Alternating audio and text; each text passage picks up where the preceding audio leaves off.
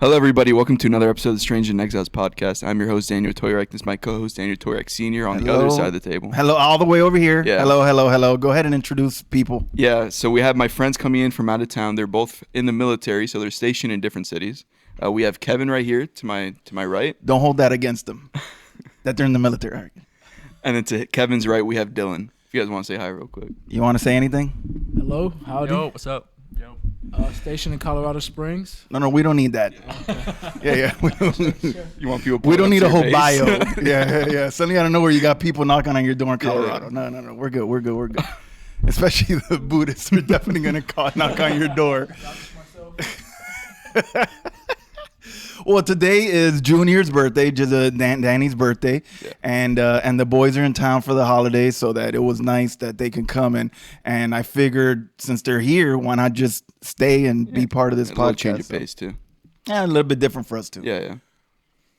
So today we're getting into Buddhism. Actually, we finished Hinduism last time, the book we're reading. Now we're doing Buddhism. So it'll be interesting. Kind of not so much an offshoot, but a lot of the same idea, philosophy, theology coming from Buddhism. Maybe not theology, but philosophies. So now we're going to get into a little bit of details. And I know you want to give an intro, but maybe you guys have any questions before we start. No, I don't have any precursor questions. I'm just here to learn. Blank canvas. From the ground. Cool. Yeah, very good. All right, very good. I'll be honest with you, Junior.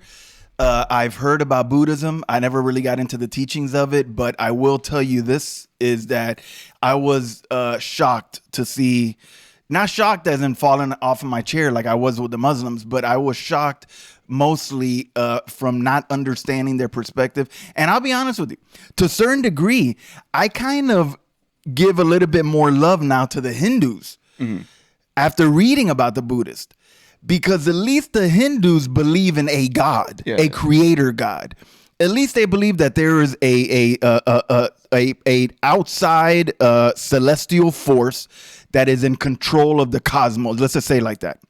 They believe in Brahman, the ultimate creator. Then the Brahman is a representative here with his Vara. We already went through all of that. Basically, Buddhism, what they did was they took all of the elements of suffering, of dukkha, of moksha or the liberation, the nirvana, the samsara. I'm going to explain all that to you guys. Don't worry about it. They took all of those elements from Hinduism.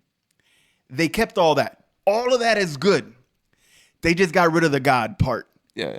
They said, okay, yes, we're in a constant state of reincarnation. Today I am a leaf. Tomorrow next time I come back, I'm a bumblebee.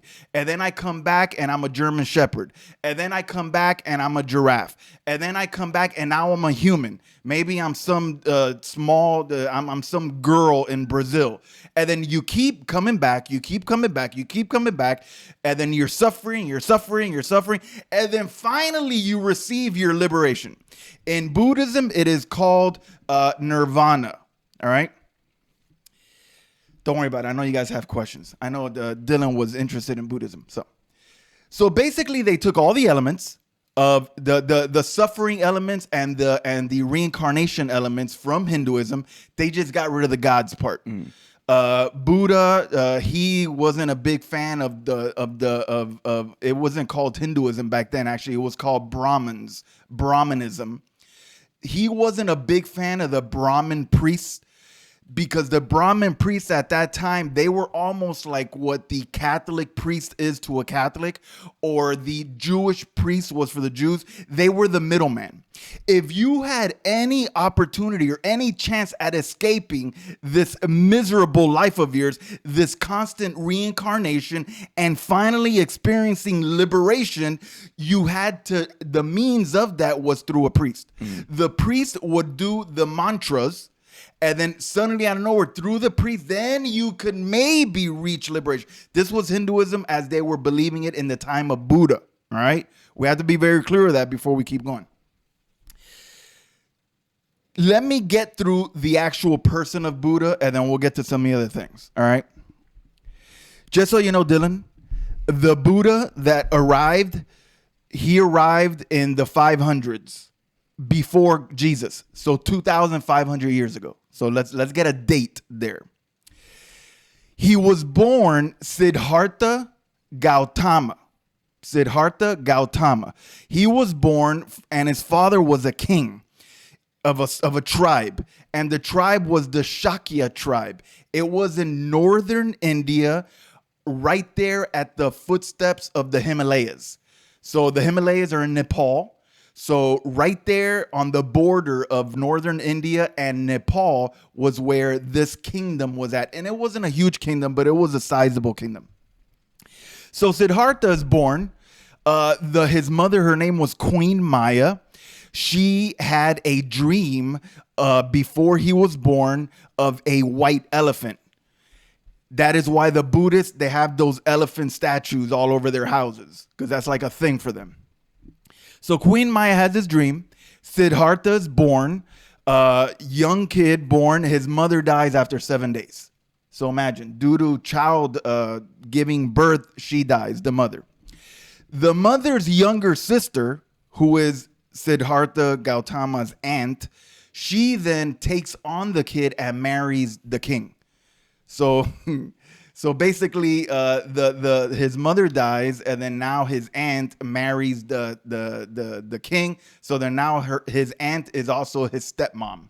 Okay, a little bit weird, but all right. Different cultures, that's what things had. Siddhartha is brought up in the palace. He is coddled. You guys know what coddled is, right? Like he's overly protected. His father never lets him leave the palace. He never goes out. He only sees the majesty, the regalia within the palace. He never really gets to see the common folk like you know? Imagine if there was a king and then the king had a son and the king never left the palace to see common people, you know? Anyway, so he's born and raised. He's being taught the Shakya tribe. They used to worship the sun god. All right, they felt like the sun was the holder of all of their beings. So then, what happens is he lives his life. Suddenly, he gets married. He gets married to another princess of another tribe. They end up having a child, and all of that is great. But he feels like he wants to see more. So when he's 29 years old, the baby was just born, he decides, I'm going to go out of the palace. So he goes and he asks the guy, the chariot guy, can you take me out? He says, are you sure you want to go out there? He says, yeah, I want to go out there. He goes out there. The first time out, what does he see? He sees an old man. And he contemplates on that old man, and he starts to see how life is not just fun and games. He's a young man. He's energetic. Now he suddenly sees that in life, there's also aging process. Okay. The next day or the next time he goes out, what does he see? He sees a sick old man. So now he not only sees an old man aging, he also sees sickness, illness. He goes out a third time, and guess what he sees on the third time? He sees a dead body, a corpse on the ground. At that moment, he realizes that life, all of life, is simply suffering. All you do is suffer. Nothing ever gets you to a point where you're actually happy. You never experience true liberation from suffering. Now remember, he did know the Hindu religion. So he had a concept of reincarnation. Do you know what reincarnation is? Okay, reincarnation is basically their belief is that you are, well, it depends. If you're a Hindu, Hindus believe that you have a self, what we would call a soul. And that soul is eternal. The Buddhists don't believe that. The Buddhists believe that you are impermanent. Do you know what that means? No, you don't. Impermanence, basically, you don't have a soul. You don't have a self. All you are when you die, you're a karma, like force, like an energy. You're an energy. And then your energy, then it's reborn into something else. I don't know, a chimpanzee or an elephant, or it could be another person. You know, it could be somebody else. So in other words, you, Kevin, you are in the Buddhist religion. You are not forever. You are not everlasting. I believe that we possess a soul that is eternal. It'll either go up to heaven or go to hell in our beliefs. The Hindus believe that you also have a self. They don't call it soul, they call it self. And then that self will, when you die, will be reborn as another person. But the Buddhists didn't believe that. So in other words, he goes out there and he sees this suffering. And he gets home, and you know what he does? He goes to grab his kid. And then he grabs the kid, and he looks at the kid, and he says, holding this kid is suffering. I need to find a way out of this. So the great Buddha becomes a bootleg dad. I mean, what is it? What is the term? Not bootleg dad. Whatever. He leaves the kid. He literally leaves his wife and kid, and he leaves the palace. He spends the next 6 years, dude. Now, this is where another religion comes into play. Aside from, because remember, Buddhism doesn't exist yet. It's only Hinduism. Apart from Hinduism, there's another religion called Jainism. Have you ever heard of that one? Very good. You're learning something today. Jainism is almost exactly like Buddhism. The main difference is that in Jainism, you don't do any harm to anybody. And you live a very ascetic life. Do you know what ascetic life is? Asceticism? Explain to him. Oh, real? Okay. That means that you free yourself from any obligations, that you live very humbly, that you don't seek more than you need. You literally, on a daily basis, you eat what you eat, and that's it. So there were ascetics out there. They did not believe in Brahman either. They thought that they could achieve liberation or nirvana by living a very ascetic life. Kind of like the Essenes with the Jews, the ones that in the caves of Qumran, the ones that had They felt like if they got away from all of the worldly desires, if they got rid away from all of that, and they really like starved themselves, and they spent most of their time in meditation, and they did zero harm. They even would sweep the floor because they were afraid of stepping on an ant, because they didn't want to hurt the ant. In other words, very hardcore. So our friend Siddhartha Gautama, he discovers these people. He first goes to a sage, and a sage teaches him. And then he gets to a point where he's like, look, I feel like I have learned everything that I can learn from you. I need to go. Okay. He goes to the next guy. Same thing. Then he finds these other people, these giants. And then he says, okay, you know what? Maybe this is the way. Maybe this is the way that I could finally achieve my liberation, my freedom from samsara. Just so you know, samsara is what they call the constant reincarnating. That's samsara. So technically, if you are a Buddhist or a Hindu or a Jain or a Sikh, Sikhism, you believe that you're here now, but then once you die, you're going to come back as something else and come back. And then your whole thing is that you're working on your karma, which, Junior, I heard them say that in the video this week. I even told your mother, what is working out your karma? Like when you say you got to work out your karma? I think it's just like doing good works, essentially, right? So in other words, if you do good works in this life, now your next life, the Buddhists believe that you are going to be in a better situation. You're actually going to be a happier life. So maybe you won't wear a do-rag and join the military in your next life because you'll be happier. Very happy right now, for the record. Yeah, love life. Yeah. We have to send this video to the friend. I do have a question though. Okay, go ahead. I definitely won't be able to say his name, but Siddhartha Gautama. There we go. Even if he grew up in this palace, like how did he have no semblance of any type of suffering? I mean, people are still growing old in this palace. He's growing old. I love that you bring that up. They don't have an answer. Okay. Yeah, I know I went back a little bit. No. But it's dude. I've watched. I can't tell you how many documentaries, how many videos just so that I could like really understand it. And that is the one question that I have. I'm like, within the palace, he's 29 years old. I mean, I understand he's a kid. He doesn't know anything. But as you get older, like the servants are also getting older. And what, you mean to tell me that your servants never got sick? Like what type of, okay, where is the common sense in you telling me that in back then where they didn't have the cleanliness that we have now, literally we read last time that they used to plaster their floors with cow doo-doo. Did you capture that one, Dylan? They used to plaster their floors with cow dung. You mean to tell me there's no bacteria floating around in 29 years that homeboy didn't catch? What is the likelihood of no one in an entire palace ever getting sick in 29 years in front of that boy?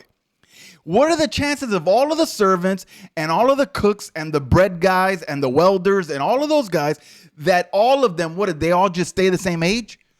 What is it, some bizarro world where like the guy is 30 every day for like the whole 29 years? And even just food, we get food sickness at least a couple times a year from something. And then back then, their standards or cleanliness is way worse than it would be nowadays. You get sick at some point. Nobody washes their hands back then, and they did. It has cow dung on it. Somewhere down the line, from the farmers who make your food all the way down to the king, someone is going to be getting your thing dirty or some sort of contamination. No way that in 29 years that dude did not get salmonella or E. coli. Yeah. At least once. At least once. Has to be. Yeah. Anyway. That was a good question. Good observation. I had the same exact question. See, I'm actually afraid that we had the same thought, but that's just a personal thing. Just so you guys know, I love to make fun of him. That's just a thing that I do. It gives me joy. Yeah, me too. Yeah. Gives me joy as well. All right, so he decides he's going to go out there. Then he went to some gurus, then he finally found these people that they said, look, this is the way. This is the path. All you have to do is renounce everything, live a very simple life, get rid of all of the stuff that's holding you back, your wife and your child, and spend most of your time in strict meditation. See, the way to find enlightenment is you need to discover your true self. You need to discover who you really are. Because you right now, you're just a projection. You're not really here. My mind is making you up. You are not actually sitting in my living room. This living room does not really exist. This is a projection of my mind. Think of the Matrix. This is the Matrix. You're living in it. The God is the architect. And then Neo, who is the Jesus, he's going to come to save you from this fake world that you're living in. Now, if I told you that there was a religion that actually taught that, what would you say? I wouldn't be surprised. Very. Okay, that's actually a pretty good answer. This is what they teach, dude. This is what they teach as you go further, deeper into the studies. In the beginning, they just want you to feel like, oh, yeah. You just need to find your inner peace. You know, they tell you get down on the sit, like the style, the yoga style, and then do this, and then do breathing meditations, and do this. It starts out cute like that, and you're like, yeah, I'm stressed out at work, and yeah, maybe I do need to just find some inner peace. But then as you peel back the layers of the onion, for instance, dude, if I was to tell you, how many Buddhas have there been? I don't know, a lot, probably. Why would you say that? I have no idea. I mean, it's more like philosophical than like ideals, like based on ideals, right? So I mean, a lot of people can like have the same like thought process, I mean, obviously no. Okay. So in other words, the Buddhism that we're talking about today right now was an actual guy from 2,500 years ago. But you're telling me that there could have been other Buddhas before that. Okay. All right. Very good. Now, what if I were to tell you that they believe that there have been 7 Buddhas? Okay. This is what they teach, right? Now, what if I tell you that their first Buddha lived 51 eons ago? I think your first question will be, well, how long is an eon? Oh, Junior, what? How long is an eon? Okay, you guys don't know how long an eon is? You haven't Wikipedia'd this? No. Okay, 1 eon is equivalent to 1 billion years. So they believe that the first Buddha arrived in here, which they can't tell you where he came from. He arrived here 51 billion years ago. And ask me how many years he lived. How many years did he live? He lived 80,000 years because back then people lived longer. That's exactly what they say. Guess when the second Buddha arrived? 80,000 years in one day. After. No. The next Buddha arrived after him, and guess how many years he lived? 20,000. I don't know. 70,000. So the first one was 80,000, the second one was. The third Buddha arrives. How many years do you think he lived? Let's do 560. No. What is it? Wheel of Fortune? He lived, the first one lived 80, the second one lived 70. Guess how many the third one lived? 40,000. You guys your pattern recognition is off. I know, right? I mean, 60,000 years. 60. Oh, that's what I said. 80, 70. No, you said 560. Your pattern- 80, okay, 80,000, 70,000, 60,000. And then a fourth one arrived. How many years did he live? All right, let me be very clear this time. 50,000. Very good. Going once, going twice. The next one arrives. Guess how many years he lived? 37,000. 40. The next one arrives. Guess how many years he lives? I have a question though. Oh, wait, Okay. I'm not done. Okay. 30,000. All right, I'll give you 30. The last one arrived. Coincidentally, he arrives 2,500 years ago. How many years did he live? 20,000. 80. He was 80 years old when he died. Okay. Buddha, the last Buddha, the actual guy that we're talking about today, Siddhartha Gautama. The first 6 lived 50 billion years ago and lived 80,000 years. Coincidentally, the one that we have record of was only 80 years old. Does all of that make sense to you? No, that doesn't make sense. So Okay, what's your question? my question is, okay, so if I'm not mistaken, they don't believe in God, or at least not in the way Creator God. creator gods. So Like, for instance, the way that we believe in Yahweh and Jesus, the Jews believe in Yahweh, Adonai, Elohim. The Muslims believe in Allah. The Hindus believe in Brahman, which you could watch our previous 8 episodes to learn about him. Then they don't believe in a creator God, creator, sustainer God. They do believe in gods, though. They call them devas. They are not eternal gods. They are not creator gods. They are just simply gods that have powers. However, they do die. Okay. I learned that this week. In other words, if you are reincarnated as a god, you don't live forever. You eventually will die. You're a god at that point. And is that what Buddha is? No, Buddha's a man. Okay. But Yeah. is he, my question is he reincarnating? Is that why they had 7 of them? Oh yeah. Buddha the man. Yeah. He believed. Once again, this is their belief. I don't believe in reincarnation. So, their belief came from the Hindus. The Hinduism was there before Buddhism. So they already had a belief in reincarnation. So in other words, the first guy that invented reincarnation, everybody in India automatically believed in it. Independent if you liked the Hindu priests or the practice or the rituals, but if you are a Hindu, if you are a Buddhist, if you are a Jain, or if you are a Sikh, all of them believe in reincarnation. All of them believe in karma, good karma, bad karma. It's just the difference is that Siddhartha Gautama, he didn't think that there was a universal creation God.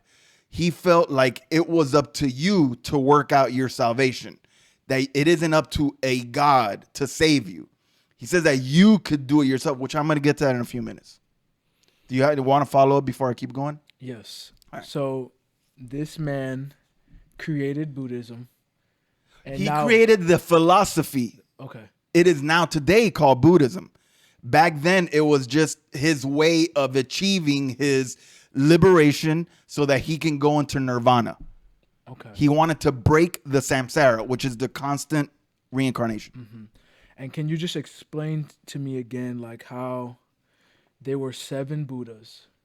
He was the one who broke off from those other religions you mentioned earlier. But then there were 7 prior. I know you said they all believed in reincarnation, but did they all believe in some Buddha technically? And he just took that. He became the last one and took the philosophy to a different direction. If you understand what I'm saying? No, I know exactly what you're saying because I literally asked that same question to my wife in the car. Okay. If you watch a video, which I'll show it to you guys, it's a quick video. It's only 20-25 minutes where the guy explains that it is. See, I didn't want to talk about this today, but it's fine. But we're talking about it. You know what? The peanut gallery is going to ask their questions. So basically, the story of the first Buddha, and this is where you're going to love this because you were considering Buddhism, right? I'm just messing around. So this is the story of the first Buddhist, the guy that lived 51 billion years ago, that lived 80,000 years. And I'm gonna tell you his story and tell me if it sounds familiar. All right. He was born in a palace. He was the son of a king. He never left the palace. Later on in life, he leaves the palace. The first time he leaves the palace, he sees an old man. The second time he goes out, he sees a sick person. The third time he goes out there, he sees a dead guy. And then frustrated and wanting to find a way out of suffering, he then goes and leaves the palace and he goes through the process of liberation to find liberation. Does that sound familiar? The term is a deadbeat dad, but yes, sounds familiar. Okay, deadbeat dad, that's what it was. Okay. What did it sound familiar to the point that it was exact? Watch that video. All 6 of them, the same story. It's the same story. Number one, it tells me nobody lived 51 billion years ago. Number one, let's just start there. So right off the bat, it's fake. Nobody lived 80,000 years. That's fake. Even the oldest person in the Bible lived 969 years. Nowhere near 80,000 years. Nowhere near. I can say that maybe there were longer lifespans in the past, but don't tell me 51. First of all, we have zero archaeological, no archaeology. We have archaeology that takes us 7,000 years ago. Besides dinosaurs, we have nothing that says that there was civilization, organized civilization, that actually had common beliefs, languages that are written down. There's nothing. There is nothing in cuneiform. There's nothing in hieroglyphics that support anything more than 7,000 years. Where did these 51,000 years ago people exist? Okay, all right. But that's just what they believe. I'll give it to them. I have because I was just interested. I in that. wanted to get through my intro before the Q&As. No. All right, go ahead. Because I just searched it up. That was the one thing I was interested in as you were telling the story about the 51 billion years ago. So scientifically, outside of Christianity, people say that the Earth is 4.5 billion years old. Or trillion, whatever. Yeah, billion years old. Okay. So then automatically that's way younger than the 51 billion years. So I was like, okay, where did they get that from? They say that the world was destroyed and created, kind of like the Hindus believe, over the course of all these billions of years. Yeah. So then theoretically, I guess they would say those Buddhas lived on different planets than we did. They lived on this planet before it was destroyed. And then remade. Yeah. And then suddenly he gets inspired, and then he remembers the previous Buddha's lifespan. That's what that was part of the story, though. I haven't gotten there yet. Okay.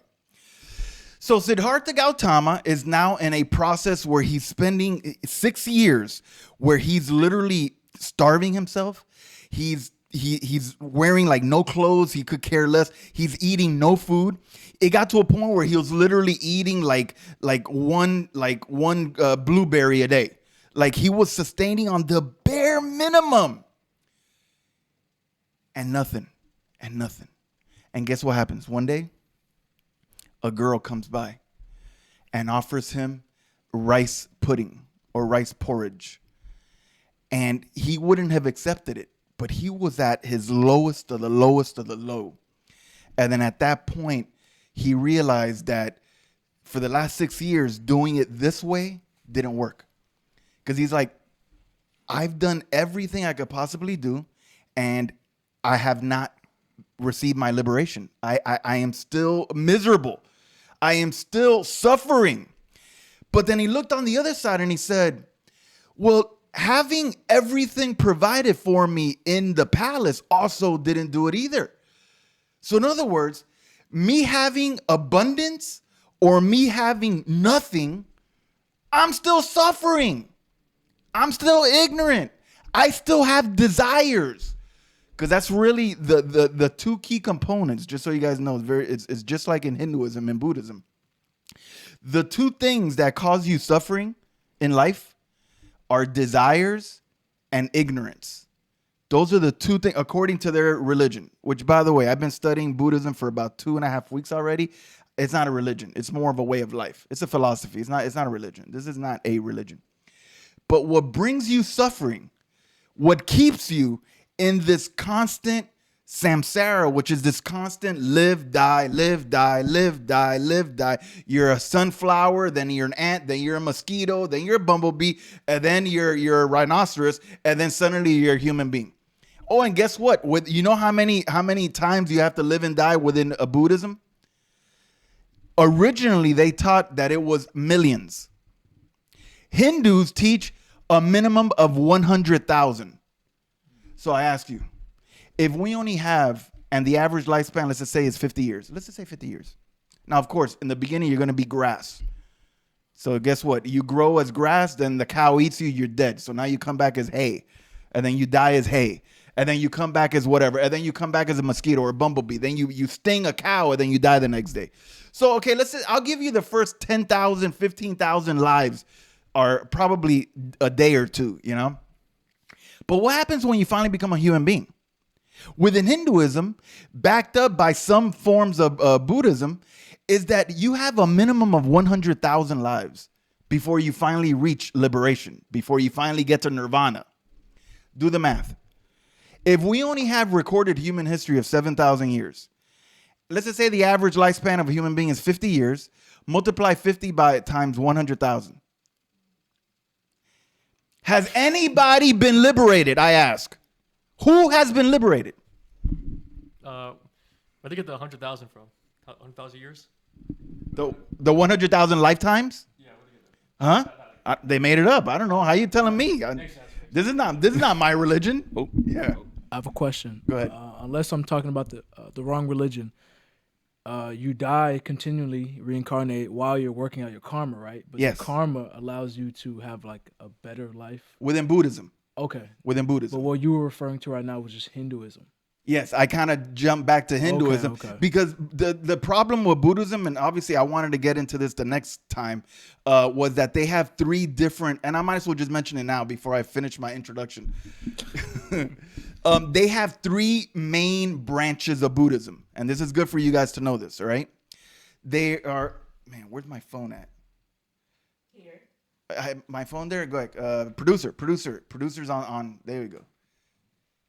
Because I never remember the names of them, but they're on that video on my phone. There's three major schools. Let me look up my history. Okay, there's the Theravada. The Theravada, they started out, they were promoted by a very powerful king in the 3rd century before Jesus, before the Common Era. His name was Ahsoka, not from Star Wars, or Ashoka, I think his name was. And he became a Buddhist, and he started spreading it.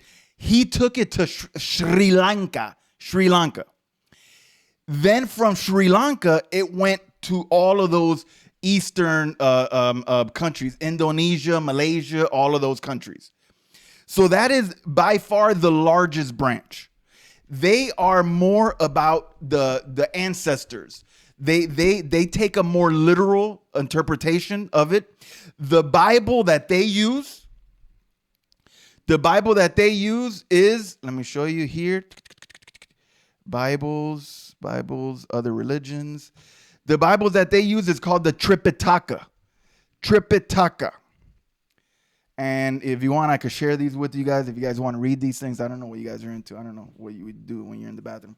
But It is also called the Pali Canon. Pali because Pali is the language that it was originally written in. So you have these Buddhists that they have a certain way of belief. All of them believe in the whole moksha thing, in the whole liberation thing, the samsara. All of them. But they have different schools of thought. Now, you have them. You have the Theravada, which is the largest group of all. Then you have the Mahayana. The Mahayana, they are they are mostly in China and Japan and Korea. So if you go to China, Japan, and Korea, more than likely you're going to encounter Mahayana Buddhists. They just have some different beliefs, different ways of practicing. Let's just look at it that way. And then the third group, which came about around the 700s of our era, now the Common Era, they are called the Vajrayana. Vajrayana. Have you guys ever heard of the Dalai Lama? No. Yeah, you've heard. Okay, he's in Tibet. This is called Tibetan Buddhism, which is the Vajrayana. The Dalai Lama comes from that branch. So in other words, within Buddhism, you have the different branches. For the Theravada Buddhists, which is the most of them, they use this books, the Tripitaka. The Mahayana, they use something called the Sutras. It's different texts, but those are their real texts. And then the oh man, I lost it. You guys, Junior, you really should watch this video though, because it's really good. And the Vajrayana, they use something called the mantras. It's just different books. So in other words, within Buddhism itself, there's different groups, and then the different groups have different books that they consider to be, top of the line. So, or legit books. Now let me get back to my friend Buddha before I'm interrupted again. So he spends 6 years trying to figure out the answer.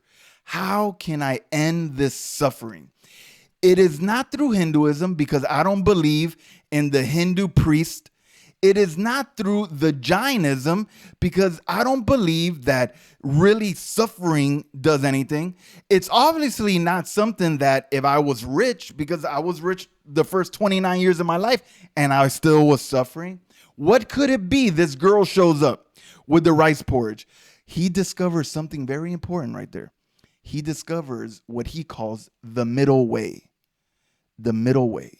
He realizes that having banquets in the palace and having zero food out on the streets didn't get him to where he was going, but a girl bringing him food, showing him compassion. The girl had compassion over him. And then he says, wait, what if there's a middle way? What if there's a middle path here? Suddenly he goes to a fig tree and he starts to meditate deeply, deep meditation, like he's never meditated before. And he finally receives his enlightenment.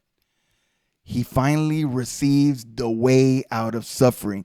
He now sees the world for what it truly is. He sees himself for what he truly is.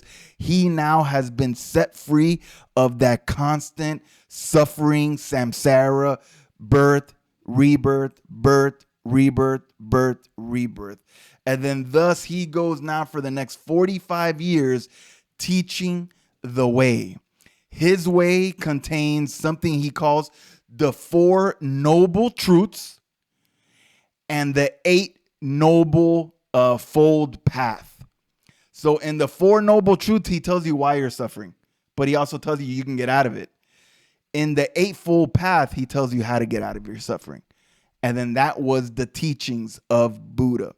Siddhartha Gautama, born a man, supposedly receives his enlightenment at the age of 35 years old, deadbeat dad, goes on all throughout India preaching this way to get out of this suffering and finally reach your nirvana, or the point to where you are no longer suffering anymore. That religion or that way of life grew and grew and grew. And today it is the fourth largest recognized religion in the world with nearly 600 million adherents. And it all started with one son of a king who went out and saw suffering and saw old age and saw death and realized that he needed to find a way out of that. And then he finally received his liberation and thus taught others that they could all be free. So that is who the Buddha is. There is so much more to say about it. There's so much more deeper content, but that is an overall of who the Buddha is and how we have Buddhism today. It is not a simple get mentally well, find balance, be able to stand on one foot for more than 10 minutes. It isn't just downward facing dog poses. It is a lot deeper.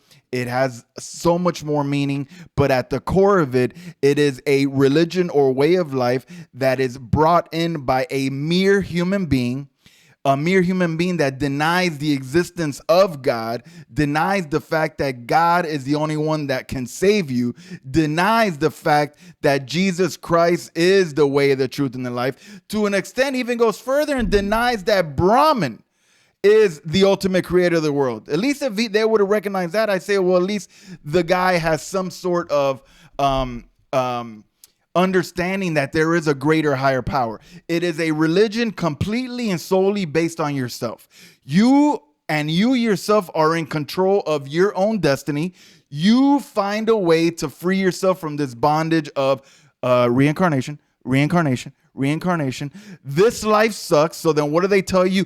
Do better. Be a better person so that in your next life, maybe you can have it better off. What hope do you have in this Buddhism for you to be able to save yourself? What, get down and meditate for 6 hours a day? Maybe you'll float, or follow a man, or go to some Tibetan monk, Dalai Lama, just because he seems to have the answers. If he has the answers, then guess what? We're all wrong. And it can't be both ways. I believe that God does not work on a purely human personal level. I don't think that God ever intended to create his creation for them to be able to find a way to save themselves. I just feel that this is Eastern philosophy of the time that he kind of just made it up and then people bought it. And by the way, just so you guys know, the actual Buddhist Bible was not written down until more than 500 years after his death. For 500 years, supposedly, all of his students kept memorizing word for word. And it wasn't until after Jesus' time, the first century, that we have a written copy. Interestingly enough, just so you guys know, if there's some similarities here, Buddha also was tempted and fasted for 40 days. What a coincidence. Their books were written after the Bible, by the way. So anyway, that's just what I think about that. I'm sure we'll get into it more, but I find one thing interesting as just the nature of Buddhism. They don't believe in a God.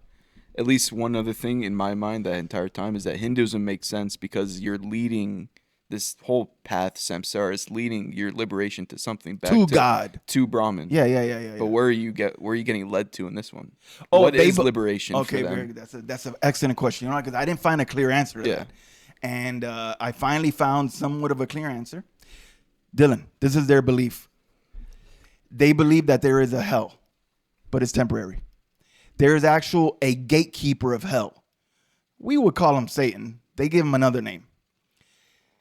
So they do believe that there is a hell, but it's all temporary. Like if you're a bad dude, you'll probably just go there for like a couple of hours and then you'll come back as whatever, a butterfly. But then what they believe, you're nirvana. Let's just say that this is real, dude. Look, I always say, okay, I'll go with you. I'll go with you, Buddha, Siddhartha. Okay. They believe that there are many heavenly realms.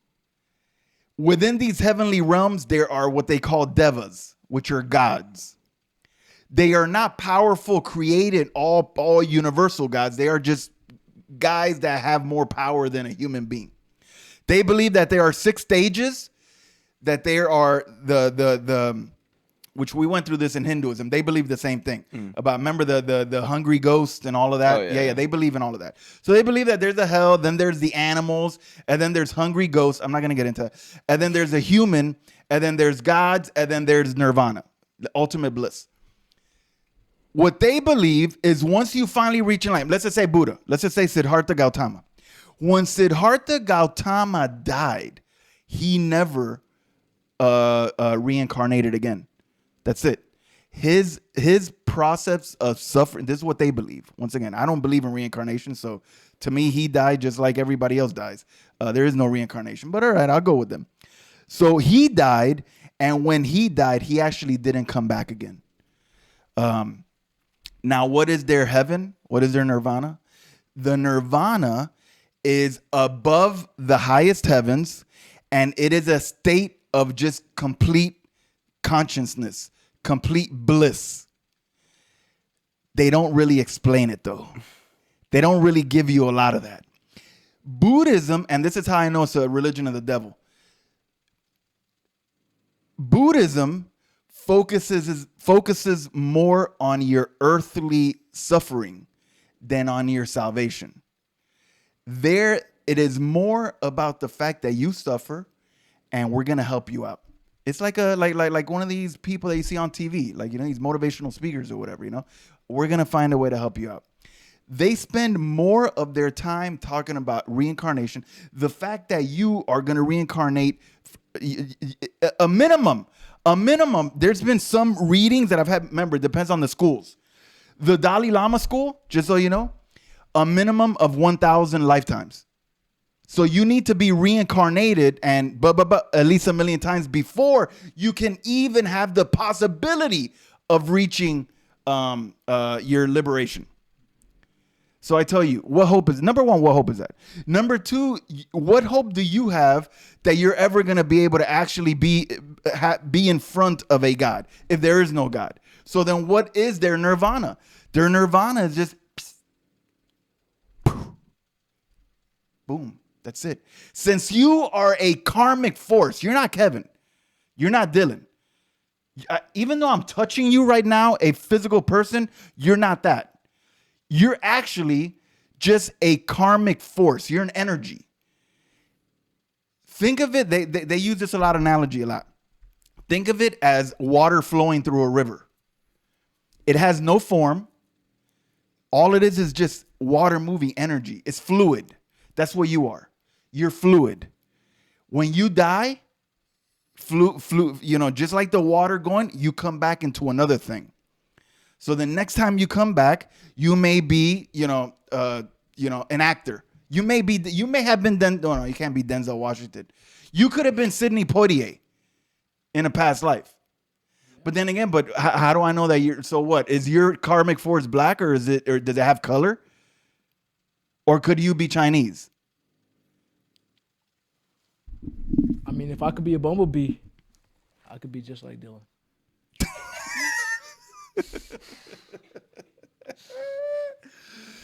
So in other words, you do good, and then the next time you're going to come back in a better situation than you are this time. And then that next person does good, and then eventually you'll find a way to work out your karma. But then I say, okay, what is this working out your karma? The whole point of Buddhism is for you to be able to free yourself from the two things that are holding you back. And what are the two things again? Desire and ignorance. Very good.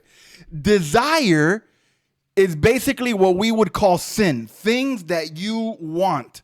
You need to let yourself, the grip that it has on you, let it go. Ignorance, you work that out when you finally realize what you are. So, I mean, you said you can get reincarnated to like inanimate objects like hay, grass, you said, right? So the first stages of your life, you start out as you could be grass, a blade of grass.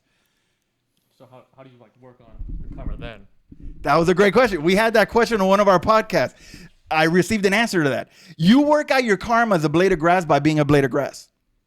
You work out your karma as being a mosquito as being a mosquito. What do mosquitoes do? Just fly around, sting stuff, I guess. So there you go. Keep doing that and you're working out your karma. It isn't until you become an adult, a human, a man, that then you start. And then within Buddhism, Hinduism, they believe that you have a karmic bank account. In other words, all of the good stuff goes into your bank account. All of the bad stuff goes over here. Good, bad, good, bad, good, bad. Your next life, depending on how much bad or good, it'll be reflective on that. Same thing with Buddhism. Buddhism is, if you do good this life, your next life, you'll be better. So your incentive is, hopefully, I do good now. Hopefully my next dude will do good. And then the next dude will do good. And the next. But the problem is, they tell you that it takes a minimum of 100,000 to 1 million. So what hope do you have, Dylan? Free your mind, bro. You're just like, bro, what is it? The blue pill or the red pill? Red pill is free your mind. They are offering you the red pill from the Matrix. They want you to free your mind. You probably never seen that movie, huh? I know. Yeah, he's really bad about movies. He doesn't like. I can't believe that. Who has not seen the Matrix? All right, that's fine. But Buddhism wants to free your mind because you're in the Matrix. You're right now in Colorado, whatever. You're in the military, like your life is nothing. It's nothingness. It's nothingness. There's more intended for you, Kevin, than what you're doing in Colorado. It's nothing. So they want you to take the red pill and free your mind so that you can realize the truth out there. The problem is that once you read all of this, you realize that there is no truth in any of this. It is all just Eastern philosophy. It is all weaved together from different practices and different beliefs. It is parts of Hinduism, parts of Jainism, parts of this and that. And once again, it is just another perfect example of what we would believe, the devil deceiving people and getting people to believe in men. The Bible clearly says right now, I'm going to find it real quick. Junior, say something while I look this up. And another thing that we didn't really say is with Hinduism as well that we talked about is, as we said, suffering is ignorance and whatever. When you get reincarnated into your next life, you don't have any memory of the life before. Theoretically, if this were true, you would have already lived however many lives getting to this point. You have no memory of any of that. So then you're ignorant from birth. You're living in this country automatically. Hinduism and Buddhism aren't anywhere nearly as popular as you're in China, Japan, any of those places. Neither of you have been to a Buddhist temple, Hindu temple. Neither of you have learned from gurus or sages. You guys are in suffering right now. But how are you supposed to get out of it? And you don't really have as much of a way of getting out of it. If your karma is good, what does that mean for you in your next life? If you're going to just be born the same way, ignorant, depending on where you're born. That's the way I look at it as well. Yeah, that's a really good point, because I was about to ask, like, you're chasing enlightenment. However, there's a number on it. Yeah. There's a minimum, there's a maximum. So you're trying to achieve this enlightenment for good karma. So in your next life, you'll be, I guess, technically in a better spot to chase it again, but you're starting from zero again. Yeah. So it's like, are you just hoping that this is the 100,000th? Wow. I can't say that with Invisalign on. Guys, I have Invisalign in. They don't care. Quite the penny in my mouth right now. No, it's okay, bro. It's all right, yeah. But yeah, so I can't. So it's the last life, right? So are you just hoping the that, last? Are you hoping he developed a lisp with this stuff, It's money talks. Are you just hoping that this is the last one and you're at the end of your journey, or that you're just helping your next life, kind of? So what hope is there in that? Yeah, that's what. Yeah. I mean, literally, like if I tell you, I'm going to sell you a religion that'll say, guess what, dude? You're going to do this and this and this and this. You're going to die and you're going to come back again, but don't worry about it. Oh, and the best thing about both of these religions, both Buddhism and Hinduism, when you come back, you don't remember your last life. Yeah. Oh, you were just, I'm sorry. I was reading over here. Yeah. So what hope do you have of ever reaching any sort of liberation? And then what happens if like, what if your next guy like robs a bank? You're like, oh man, all the progress that I made, my next guy just knocked me back 10 stages. Yeah. So it's so dumb. But yeah, let me read this from Paul writing to the book of Romans, chapter 1, verse 18 and on. For the wrath of God is revealed from heaven against all ungodliness and unrighteousness of men, who by their unrighteousness suppress the truth. For what can be known about God is plain to them, because God has shown it to them. For his invisible attributes, namely his eternal power and divine nature, have been clearly perceived ever since the creation of the world in the things that have been made, so they are without excuse. Let's pause there. What Paul is telling the people in Rome is the wrath of God comes upon the ungodly, but God has revealed himself to mankind all throughout since the beginning. How? Look outside the window. If you look at nature, if you look at cells, if you look at biology, physiology, if you look at all of the ologies, there has to have been something greater than us to have come up with all of this. So in other words, what Paul is telling them right there is that for his invisible attributes, God's invisible attributes, namely his eternal power and divine nature, have been clearly perceived ever since the creation of the world in the things that have been made.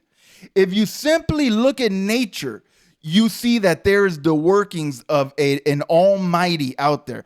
But what did Paul continue on saying? For although they knew God, they did not honor him as God or give thanks to him, but they became futile in their thinking, and their foolish hearts were darkened, claiming to be wise. They have received enlightenment. They are wise. They are the gurus. They became fools and exchanged the glory of the immortal God for images resembling mortal man and birds and animals and creepy things. Paul is sitting here talking to the people of Rome that the Romans, they have left aside an immortal God for a mortal man. And that is what the Hindus have done. I mean, that is what the Buddhists have done with this man, Siddhartha Gautama. They have taken this mere man with no absolute power or no majesty and have elevated him. If you just look up Buddhist statues all throughout the world, it is incredible how much they revere this guy. Of course, they're not going to say that they worship, but I just don't understand how you can have these images all everywhere, and then just, you know, it's just way too much. I mean, look, these are like the great Buddha of Thailand. Look how big that thing is. It's gold. It's beautiful. You know? Let me show the people on the screen. So yeah, so that's basically an intro into Buddhism. This is the great Buddha of Thailand, just so you guys can see it. Yeah, they spend so much money on this gold dude, and also the fat guy with the oranges. So you know, when you walk into any restaurant that has these type of images, those are Buddhism. Just so you know, I mean, get the mental picture in your head. Whenever you see this, or this thing has been done. Okay. Or let me see because in every country they look different. Like in India, he looks Indian, but if you go to China, he looks Chinese. Yeah, like he just changes his look. I don't know, depending on if he crosses the border or whatever. No, I find it funny that the ones in India have a certain look, but then you go, and then obviously, you know, you got a different, you know, type of curvature there of the eyes. Not putting them down, but it's just, you know, then look, this guy just, you know, he looks like somebody completely different. So anyway, that wasn't. Oh yeah, here we go. Here's my boy over here. Yeah, that's the dude you knew about, right? Yeah, homeboy over here. Look how cute he is.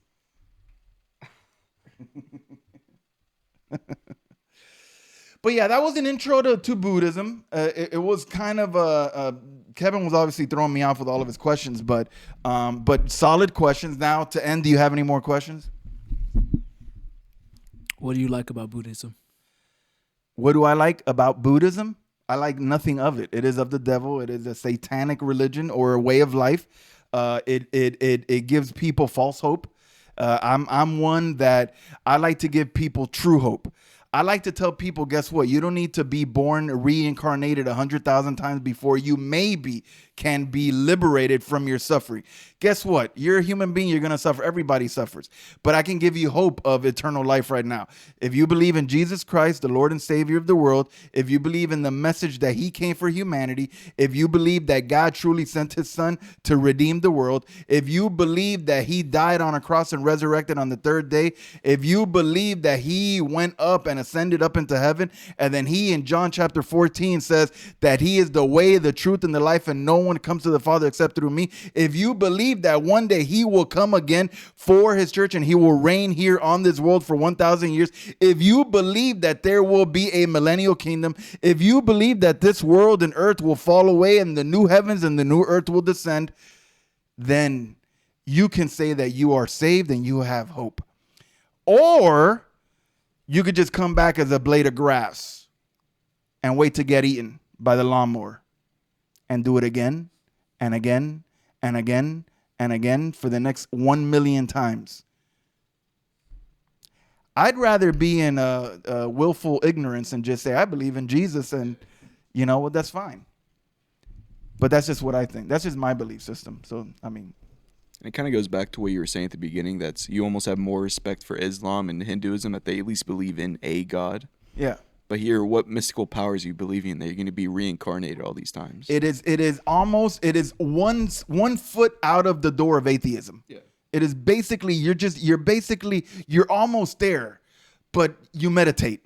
You're a meditating atheist, basically, in this situation. And I'm sorry, I have to believe in a greater force out there that is at work, that created this world. I cannot believe that it was an asteroid that hit this. I can't believe that I was once a tadpole or a gorilla. I have to believe that God created mankind. Mankind is so perfect. If you look at the body, the human body, how can any of that not be created by something way bigger than us?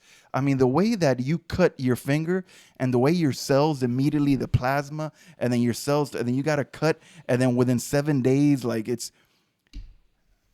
don't believe that at one point I was a tadpole and I just magically came up into being this. That's just me. I'm sorry. I have my presuppositions, but the fact that this man came and he didn't want to conform himself with the traditional teachings of his time. He found the middle path, and he supposedly found his enlightenment. Of course, who could verify that? That's the other question that I have. Like, in other words, their Bible comes 500-600 years after he dies. What verification process do we have that he liberated? Like, in other words, has anybody else been liberated and come back to say, oh, yeah, you know what? I saw Buddha up there in the highest heavens in nirvana. In other words, what proof do we have that nirvana is an actual thing? What proof do we have that you actually come back as another person and another person and another person and another person? If you don't know what your previous guy did, how convenient. See, that's their little way out. That's their we're like, okay, look, let's come up with a religion here. We're going to tell people that they're going to just completely, they're going to reincarnate. And then guess what? What is the point of this religion? Dude, we're trying to create a good society here. We're trying to get people to behave good. We don't want murderers and thieves here. So if we get people to think that if they do good actions, then they're going to be one step closer to this heaven thing. Oh, yeah, let's talk about heaven. Yeah, what do we call it? Okay, Nirvana. Great name, by the way. 1990s band. Okay, so then you got Nirvana. Okay, so we tell people, be good, be good, be good. You die, you come back as whatever, some little girl in Santo Domingo. And then that little girl does good. And then what do? Now we've created a society that is brainwashed into doing good. But all they're doing is doing bad because they're following the deceptions, the lies. Anyway, but that's exactly what Satan does. Satan creates lies. He's the father of lies. He's the father of deception. He is the king of evil, and he will do anything in his power to make sure people go away from the truth, and he does it by creating lies and lies and lies. And just like I always say, without lies, Islam dies. Islam is all about dies. We went through 8 weeks of Hinduism, all lies. I mean, who can even believe that for me to even have the possibility of going to heaven, I have to live 1,000,000 times or 100,000 times? Even that the idea is stupid. Why didn't they come up with a more attainable number? Like, why didn't they say, like, to give people hope, 1,000? Okay, I don't know what number I'm on, but all right. 100,000 to 1,000,000. I mean, basically, you're like, all right, so if you go by that, like I said, if you go by that rationale, nobody has actually been liberated yet because no one has lived 100,000 lifetimes. But then again, they do believe in the eons. Yeah. They do believe that the world, because the Hindus believe that every 3 million years, So- 3,600,000,000,000, something like that. Yeah, it was a crazy number. Every 3 trillion years. Yeah, it was a crazy number like that. It's a crazy number. Every 3 trillion years, the world, no, Shiva. Shiva's the god of destruction. Shiva destroys the world and they start from fresh. It's interesting, right? And then Brahma, he comes and he creates the world. And then the other guy, his name is Vishnu, he sustains the world. He makes sure that there's apples growing on the trees. He makes sure that there's birds flying so you can shoot them down and eat them. This is in Hinduism, not in Buddhism, just so you know. Just for confirmation, do Hindus believe in the diva? What did you say? Devas, yeah, they do. Devas? Yeah, they do. So these They gods- believe in 35 million of them. Okay, so it's I shocked them with that one. They believe in 35 million gods. so Everything is a god to them. every three Your trillion- fingernail's a god. every 3 trillion years the world's getting destroyed by the same gods, but Yeah. they're also dying. No. Their gods are eternal. Okay, though. Yeah. Okay. In that's- Buddhism, their gods die. In Buddhism, they're just like whatever. They're just regular people with powers. But to Hindus, the 3 gods that he was just saying before, the Vishnu, Brahma, and whatever the other one was, Shiva. Shiva. Those are like the main like gods, like how we would look at Jesus or God the Father, and they would say devas are more akin to like angels, Yeah. but essentially still all gods. They still call them gods. Yeah, this is, just so you know, this is Vishnu.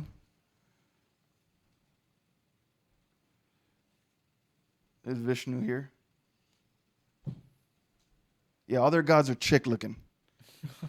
This is Shiva here. Yeah, you say I got Vishnu, Shiva. Yeah, all of their gods are like blue and orange.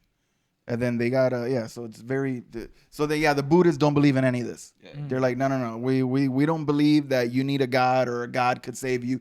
You save yourself. It is all on you to save yourself, to free yourself from this suffering. And obviously we're gonna get into their dogma next time. But yeah, that was just a quick little intro. How long did we go? We're an hour 8. Wow, an hour 8 minutes.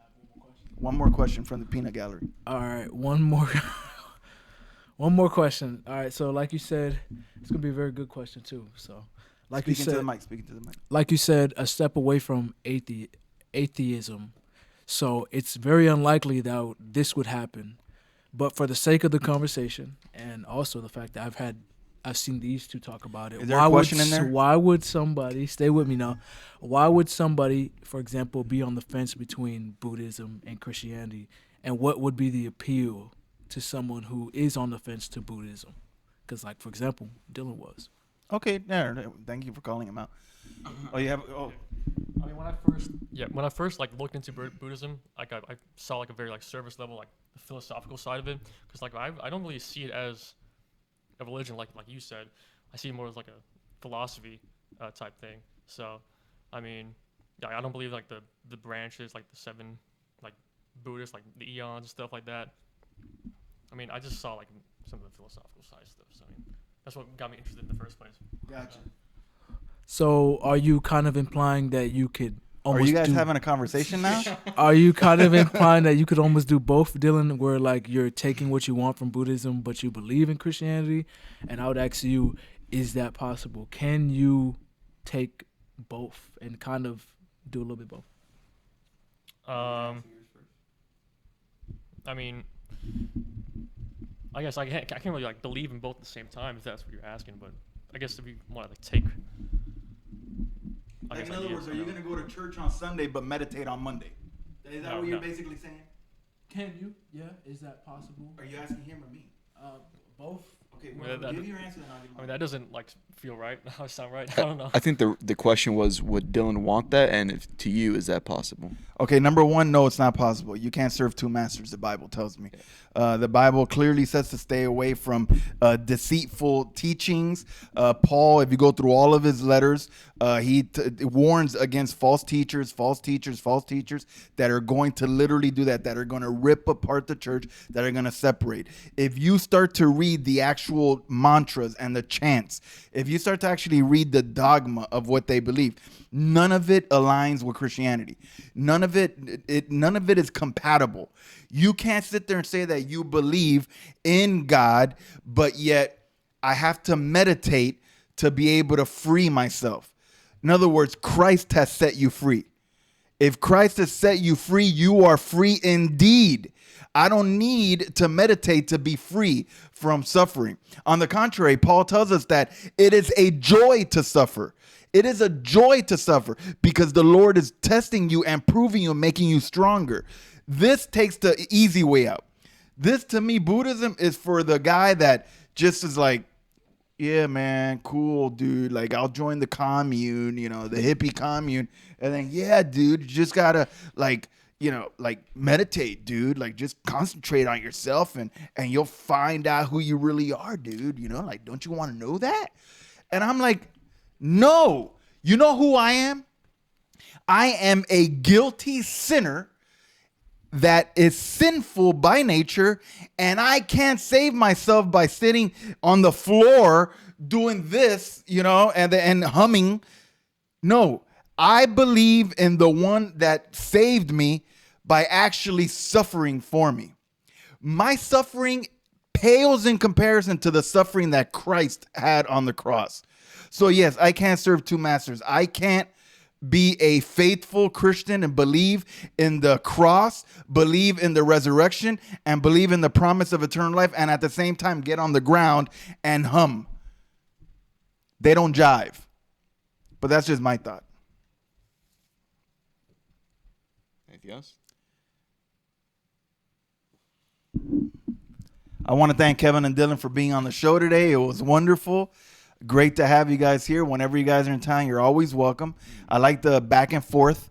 The good thing is that you guys came in on an intro episode. Yeah, no. You didn't come in on an episode where we've already been talking about something for several weeks where you guys are completely lost. Yeah. So at least I was able to give you that that whole thing. And just so you guys know, remember when when what's the dude's name again? Buddha. When Buddha, remember when he was enlightened, where he was at? Do you remember that he was sitting under the fig tree? Yeah, that's when he received his enlightening. All other 6 Buddhas before him, the eons and all of that ago, all of them under a tree. What a coincidence. Isn't that funny? History repeats itself over 51 billion years. Can I ask a question? Oh, my Lord. He wants to ask one. Last question of the day. We're going to cut it. Last question. So if similar story between all 7 Buddhas, has that been like scribed into the religion at all? Like, hey, kind of have money, figure out you don't need money, go to a tree. Like, is his story like the way to do it, since he's technically like one of the only people to do it? You know what I mean? Yeah. That's next episode. Okay. You're going to have to actually watch that one to get the answer to that. Yeah, because that's now that goes into what they believe, and that's a whole other thing. So, yeah. Good question, though. Mm-hmm. Good question. Insightful questions. Yeah. Yeah. All right. All So right. I don't know if you guys want anything else. You guys are good? All right. Go ahead, host. Oh, I feel like this is never going to end. I'm just a regular guy with Invisalign. Thank you. Thank you very much for being here, by the Yeah, way. thank you. You want to tell your girlfriend anything? Hey, baby, I love you, but you stressful. All right. Take time to finish. She's what? She's stressed. Stressful. She's stressful? Stressful. You think she needs to do some meditations? Yeah. yeah. She should. So should I, but she might need to do a little more time than I do. We're going to have to find a way to send this to her. I don't know how, but yeah. I think she'd enjoy watching you on this. All right. Sadly, we had a hair and makeup arrive earlier, and they were wearing these awesome bunny costumes, but they ended up taking them off because it was too hot. So Yeah, it's hot in here. yeah, it would have been great to have them wear it, but anyway. All right. Thank you guys for joining us. It was a blessing having Dylan and Kevin here. For It was who? fun. Okay. Thank you guys for joining us. We'll see you guys next week. Thank you. Continue God bless Buddhism. you. Bye-bye. God bless you all. Take care.